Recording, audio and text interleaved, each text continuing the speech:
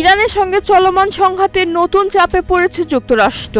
টানা 2 সপ্তাহে সামরিক অভিযান চালানোর পর গত 2 দিন ধরে ইরানে বড় কোনো হামলা চালায়নি মার্কিন বাহিনী। এর কারণ হিসেবে উঠে এসেছে ইন্টারসেপ্টর মিসাইলের মজুদ নিয়ে উদ্বেগ। নিউ ইয়র্ক টাইমসের এক প্রতিবেদনে বলা হয়েছে, ইরানের পাল্টা হামলা প্রতিহত করতে ব্যবহৃত প্রতিরক্ষা মিসাইলের সংখ্যা কমে যাওয়ার আশঙ্কায় বড় ধরনের হামলার পরিকল্পনা থেকে সরে আসে ট্রাম্প প্রশাসন। প্রতিবেদন অনুযায়ী গত সপ্তাহে মার্কিন প্রেসিডেন্ট ডোনাল্ড ট্রাম্প ও তার শীর্ষ সামরিক কর্মকর্তাদের মধ্যে ইন্টারসেপ্টর মিসাইলের ঘাটতি নিয়ে আলোচনা হয়। এরপরই ইরানে হামলা আরও জোরদার করার সিদ্ধান্ত পুনর্বিবেচনা করা হয়।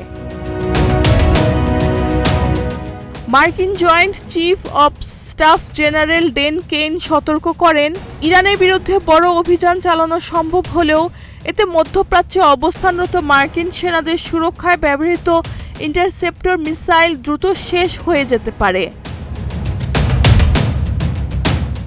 এদিকে ট্রাম্প প্রশাসনের এক কর্মকর্তার দাবি, সামরিক চাপ বাড়িয়ে ইরানকে আলোচনার টেবিলে আনা যাবে কিনা তা নিয়ে সংশয় তৈরি হয়েছে। বরং সাম্প্রতিক হামলার পর ইরানের জনগণ আরও ঐক্যবদ্ধ হয়েছে বলেও মনে করছেন মার্কিন কর্মকর্তারা।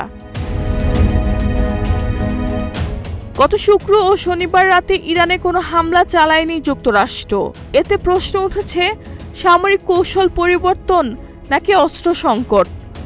কোন কারণে আপাতত থেমে গেল মার্কিন অভিযান? বিষয়টি নিয়ে চলছে আন্তর্জাতিক অঙ্গনে জোর আলোচনা। রেহানা বেগম, প্রজন্ম 24।